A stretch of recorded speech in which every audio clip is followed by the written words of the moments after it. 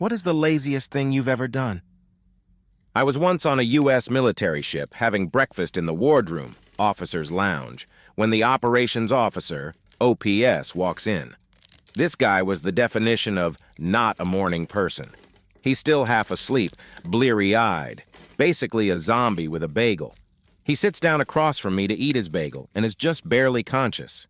My back is to the outboard side of the ship, and the morning sun is blazing in one of the portholes, putting a big, bright-ass circle of light right on his barely conscious face.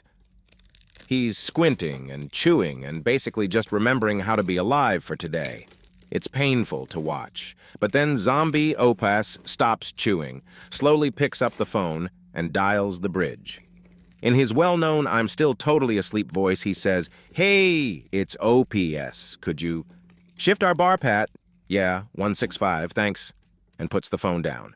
And then he just sits there, squinting, waiting. And then, ever so slowly, I realize that that big blazing spot of sun has begun to slide off the zombie's face and onto the wall behind him. After a moment, it clears his face, and he blinks slowly a few times, and the brilliant beauty of what I've just witnessed begins to overwhelm me. By ordering the bridge to adjust the ship's back-and-forth patrol by about 15 degrees, he's changed our course just enough to reposition the sun off of his face. He's literally just redirected thousands of tons of steel and hundreds of people so that he could get the sun out of his eyes while he eats his bagel. I am in awe.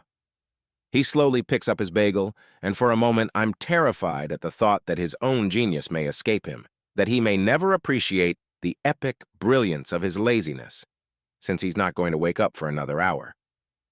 But between his next bites, he pauses, looks at me, and gives me the faintest, sly grin before returning to gnaw slowly on his zombie bagel.